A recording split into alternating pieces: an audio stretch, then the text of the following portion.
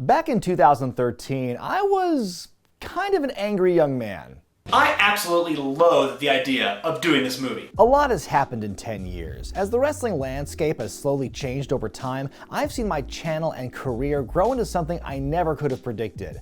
But throughout all that time, one thing has me looking back with confusion. Why was I so hostile toward Ready to Rumble? Only in America could you make a piece of shit movie like this. Was it really as bad a film as I made it out to be? Or was I being unfairly harsh toward it, trying too hard to play this new role as an angry online critic, still holding on to the negative feelings that I had in 2000 when David Arquette won the world title as a result of this movie? With 10 additional years of life experience and hundreds of videos under my belt, I'm a very different person than I was a decade ago. I've changed in so many ways, including many of my opinions. Is it possible that watching the movie again with relatively fresh and unbiased eyes could allow me to finally appreciate this cinematic endeavor for what it was? I sought to find that out for myself.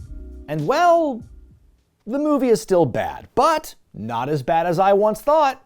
Wrestling with regret. Let's get it, yeah! It's time to dust off the old DVD case and settle in for a fresh look at the 2000 film Ready to Rumble. Showcasing some of the wild and zany action of World Championship Wrestling, one could argue this was WCW's answer to No Holds Barred. What's that smell? Rumble was written by Stephen Brill. No, not Brell, that's No Holds Barred again. He's done other comedies like Without a Paddle, Heavyweights, and Drillbit Taylor, as well as all three Mighty Ducks films. It was the third directing effort of Brian Robbins, who also directed Varsity Blues and Good Burger, and as of June 2023 is the head of Paramount Pictures and Nickelodeon. Just goes to show, kids, you can always fail upward. Starring a pair of second-generation actors in David Arquette and Scott Caan, the two play a pair of idiots who are obsessed with pro wrestling. Their hero, Jimmy King, played by Oliver Platt, is blackballed from the sport, and it's up to our boys to get King back in the ring and regain the WCW Championship. Something that didn't dawn on me until very recently was that the movie came out of WCW's new association with Warner Brothers right after the big Time Warner merger that eventually led to the company's demise. So the company that wanted WCW to fail spent $24 million on a movie about WCW? Make it make sense. And make no mistake, it looks like they used every bit of that 24 mil. The production quality is right up there with other big films of the time period, and the wrestler cameos in this are abundant, if perhaps lacking in substance. Speaking of time period, few things have made me feel older than hearing some of the hits they played in this movie's soundtrack. I mean, look at this list. They probably paid some serious money for the rights to all these songs. They were not fooling around. But after all that money spent on a movie that WCW was hoping would be a blockbuster, it was anything but. The film reportedly made back only half of its original budget and has gone down as a punchline among wrestling fans ever since. So with that out of the way, time for us to finally revisit Ready to Rumble. But first, a word from this week's sponsor, Factor.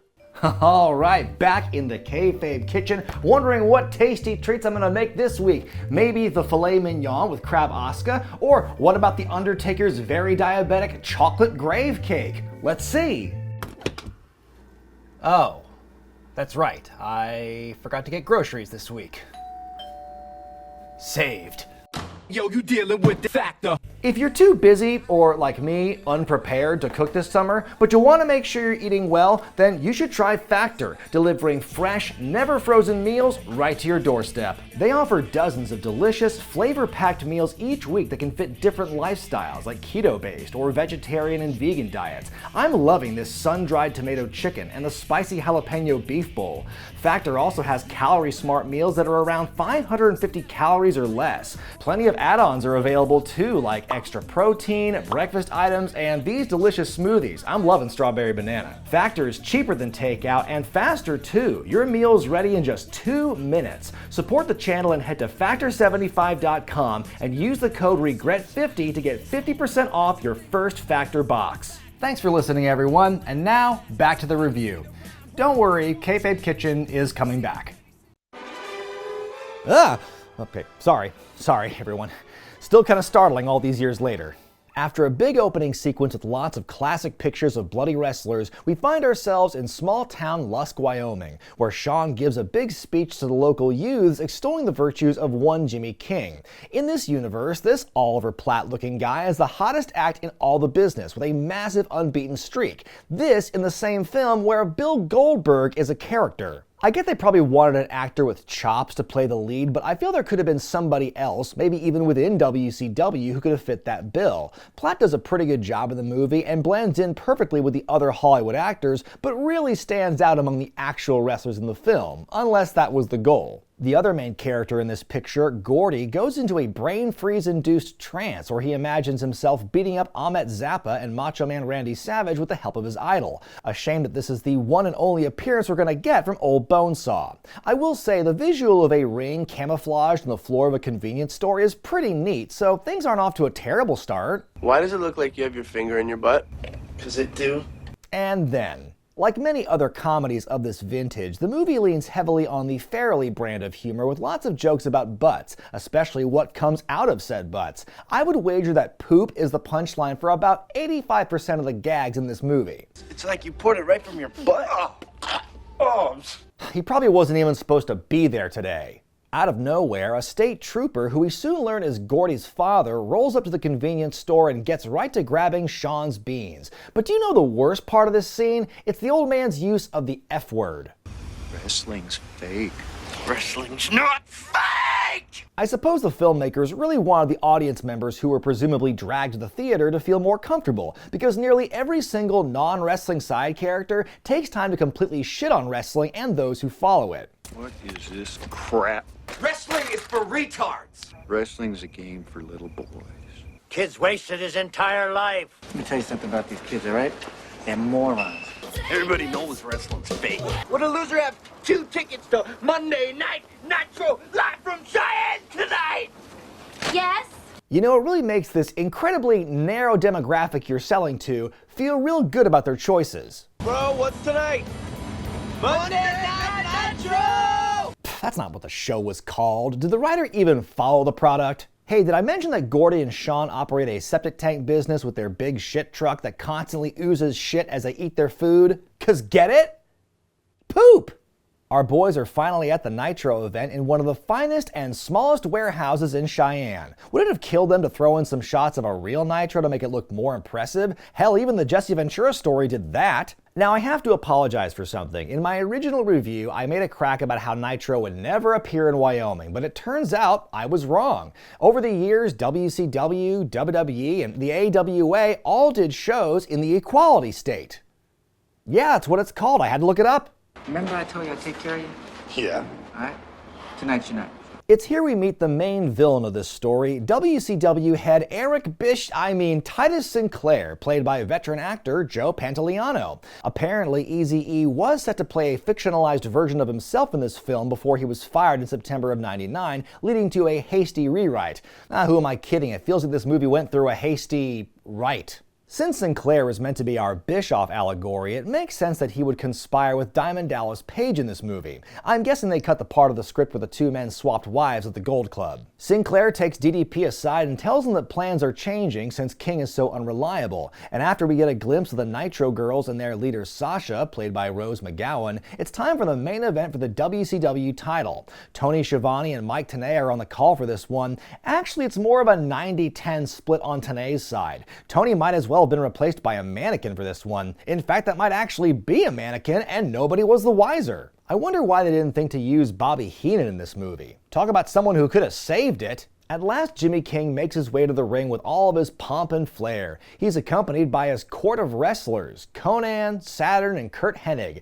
Man, what a weird-looking stable. They really hammer home just how ridiculous the whole shtick is. The gimmick, the drawn-out entrance, the mic time, and the Run DMC bars. I'm the king of rock. There is none high. Sucker MCs told me stop. How can Curt Hennig be enjoying himself in the midst of all this? I thought he taught us all that rap is crap. The match begins, and right away we're exposed to the worked aspect of wrestling as we hear them calling spots. But because screw jobs are all the rage in the late 90s, DDP starts to shoot on King, who's completely exposed before being slingshotted over the ropes and through a conveniently placed table at ringside. By God, not the magazines! A good chunk of the wrestlers, even the ones who were on Jimmy's side, beat up King at the behest of Sinclair. Nice ADR for Sid. Toss him out! Finally, Jimmy's taken out for good with the dreaded 4-post massacre as Paige is crowned the new world champion. Gordy and Shawn are devastated as they drive home in their big shitmobile, which they crash. I can't place why, but this shot here kind of reminds me of Twitter. Shawn tries to talk Gordy into moving on, but Gordy insists that this is all a big test and that they need to find Jimmy King and help him reclaim his throne. They get picked up in a big van full of nuns. Ooh boy, considering the kind of movie this is, do you think those ladies are going to do something un-nun-like? Running with the devil! Okay, I would have forgiven this movie for every problem I had with it if the nuns sang this part of the song too. Running with the devil! God damn it, baby, no, I ain't lying to you. The boys make it to Atlanta and are dropped off at a convenience store where they happen to find a fellow wrestling fan playing a Jimmy King arcade game. It's safe to say that none of the $24 million budget went toward this. The kid at the store says he can find Jimmy King on the net. I love that they go to a place called Hacker's Planet, but it's the most basic looking GeoCities site. I'll search the web for any info on the King's whereabouts. Good, smart one. You're the king! You're the king! Can we get, I don't know, some actual jokes one of these days? Our heroes soon learn that Jimmy King is an alimony dodger who's left his ex-wife and son in squalor and steals from his parents, one of whom is played by David Arquette's actual father, which is pretty funny. Shawn and Gordy eventually find the King holed up in his stolen RV, disguised as a woman to get his pilly gimmick. Who's there? Who's there?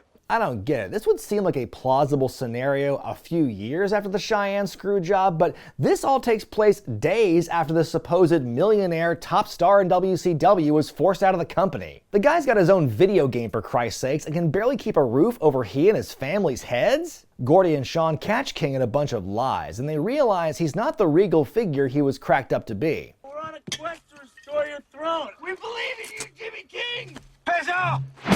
Man, do you think Sinclair was in the right to ditch this guy? King finally breaks kayfabe and lets them know that wrestling is a work. But since wrestling fans in this world are stupid, he has to shove the fact down their throats before giving them the boot. It obviously doesn't take because the lads try to motivate King by mentioning all the injury angles that he came back from.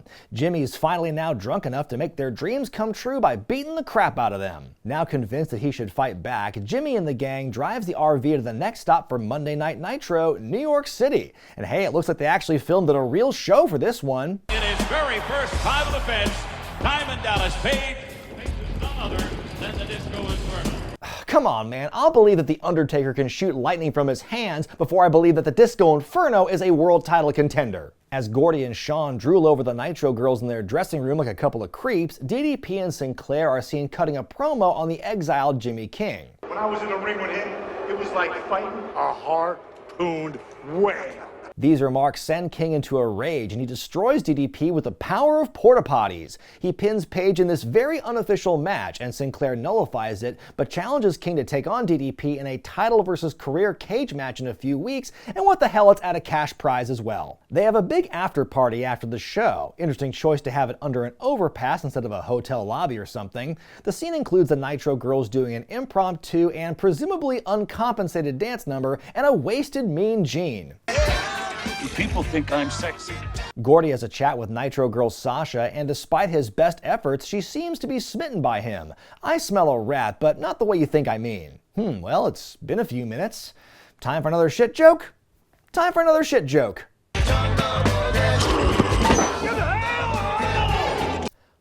Why was the manhole open, exactly? Are there Ninja Turtles wandering around in this film universe too? The next day, King is found, at least the third main character in the movie to be covered in feces so far, and the boys decide to find him a trainer. This brings us arguably the best character in the whole picture, Sal Bandini, a Stu Hart-Lou Thez hybrid played by Academy Award winner Martin Landau. Tightly. Oh man, right spirit. Wrong old man to be messing with. I'm kind of surprised that Sal's able to fit an entire wrestling ring in his New York apartment. It's not even a low boy. And Stu Hart may have been a tough trainer, but I never heard stories of him kicking his students in the balls. Meanwhile, Gordy goes to Sasha's apartment, I'm assuming also in New York City, which is a convenient coincidence for a dinner date. Gordy, I didn't know you spoke Spanish. Are you fluent? No. I feel fine. Hey, we finally get a funny line playing off how dumb Gordy is. Sasha prods Gordy for information about Jimmy's trainer, then wants to put the small talk aside for some shtupping. But surprise, Gordy's an idiot! Foreign objects! They take the brawl to the bedroom in one of the more awkward and poorly acted bits in the whole film. I'm surprised Arquette and McGowan have such poor chemistry together in this movie, considering they played brother and sister in the first Scream movie, which, now that I think about it, gives a whole weird new context to this relationship. Gordy writes a postcard to his father about love and wrestling, which the old man takes pretty well. Meanwhile, the guys approach Goldberg at a gym to try and recruit him to Jimmy's side. Has nobody in WCW left town yet? Face it, you're a second-rate wrestler and a third-rate man. Hi there, young John Cena. We can see you. You still sore? At that spot I blew in Akron, aren't you? You were drunk. Hey, I'm with Bill here. If you're gonna screw up something in the ring, you might as well be sober for it. Just ask Bret Hart. By the way, where the hell is Goldberg supposed to be in this whole WCW hierarchy? Doesn't he also want the title? In our next scene, Sid Vicious and Perry Saturn break into Sal's apartment to take him out under orders from Sinclair, information that Sal extracts from Perry after snatching him, but a shot from a balsa wood chair sends Bandini to the hospital. It's weird to see how many WCW stars with big personalities are reduced to also-rans in this movie. Randy Savage, Sid Vicious, Booker T, Kurt Hennig. A lot of the guys in this movie do things their characters would never do in order to serve the plot, and it kind of takes the fun out of having the real wrestlers in the movie in the first place. At the hospital, Gordy overhears Sasha talking to Sinclair on the phone about the hit on Sal, and he is heartbroken over the betrayal. You know what else is broken? Jimmy King's candy bar. What did Sal just say? Huh? It's about what's in here. You just crushed my Butterfinger, baby. This whole scene has no fewer than 3 Butterfinger references in it, which tells me that Nestle must have put a cool $1 million into the budget. A beaten up Sal gives Jimmy his final lesson and tells him to leave town. Now knowing the truth, Gordy breaks it off with Sasha and the boys head back to Wyoming, but not before King stops down in Atlanta for some unfinished business. Damn, from Atlanta to New York and back, that RV is taking a lot of wear and tear. Ow! Not as much as the old Dick Kick City joke, but Jimmy finally decides to make things right with his family as the film halfway tries to pull on your heartstrings. As soon as the guys head back to Lusk, Gordy's dad is there to whisk him away and force him into police training to join the family trade. Charlie Manson was following his dream. Joe Stalin, Michael Bolton. You get my point? Oof, that was harsh. I mean, Manson wrote a couple of good songs. Gordy is torn between making his father happy and fulfilling his wrestling dreams with his friends, but ultimately chooses to stay behind and finish his training. Uh-oh, we gotta pad out this movie. Time for a montage! Jimmy beats up a bunch of local applicants to join his posse, finally ending with a woman named Kitty. If this movie is about anything, it's gratuity. The whole town is there to send Jimmy and Sean on their way to Las Vegas for the pay-per-view. Gordy shows up to have another heartfelt moment with King. It's too bad these characters are all so one-dimensional, otherwise you might care about them. Sean gets some last-minute nookie from his crush Wendy after he gifts her a t-shirt from his New York trip. Well, that's rude. It was the old lady who asked for one earlier. Get me a t-shirt. A really tight one. It's time for the climactic battle at WCW's latest pay-per-view, the Royal Bash at the MGM Grand. Another example of the movie failing to put over WCW's existing IP. Though in fairness, having the match on a fictionalized version of an established show would make for a very interesting edit on the Wikipedia page. Sinclair has a dramatically lit meeting with Sting. Hey guys, Sting is in this movie! And it's actually one of the most effective scenes as Titus lays out the plan to screw over King. I will kill you if you fuck this up.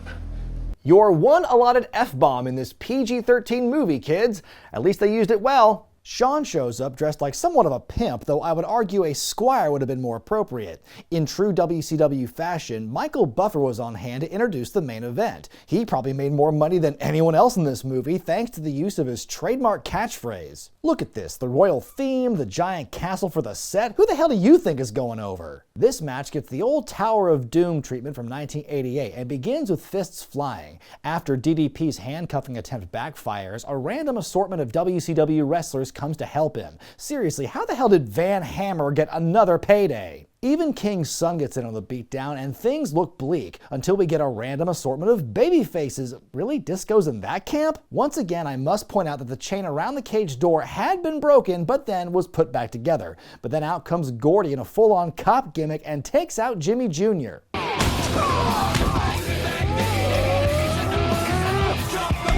There are a few things that scream 2000 more than a bunch of wrestlers fighting to the sound of a Kid Rock song. This gives King the chance to make his way up the structure as Sasha casually and inexplicably walks into a frickin' cage match. Sasha. Shut up, Sean. Sasha, you should. Just when it looks as though the master of the Diamond Cutter has it won,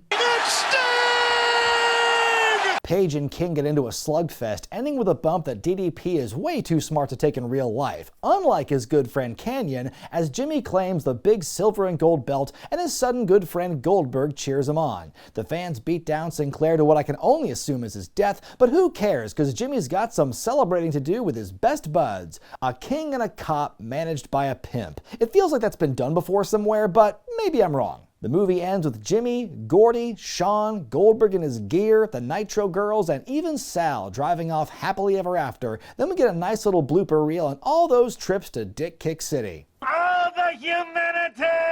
So here we are, a decade later. Do I still think Ready to Rumble is a terrible movie?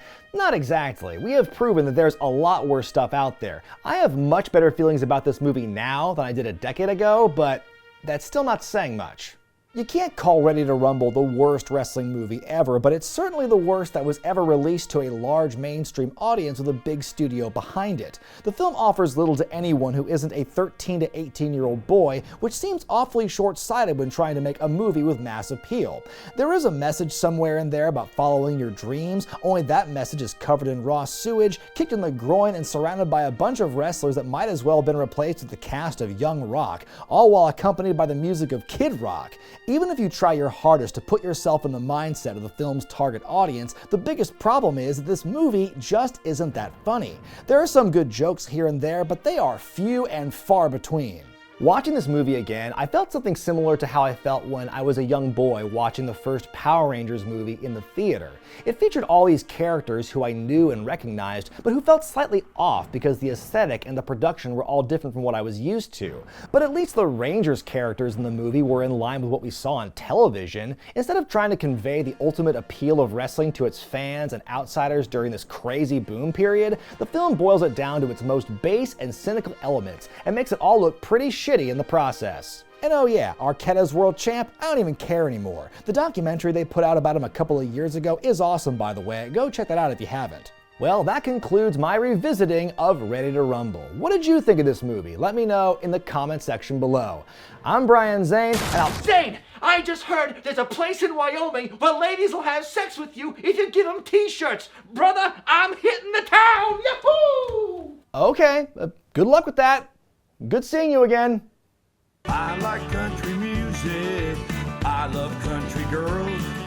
I like Willie Nelson. And don't forget about Merle. There's only one thing that I hate, 'cause it's a bunch of crap. I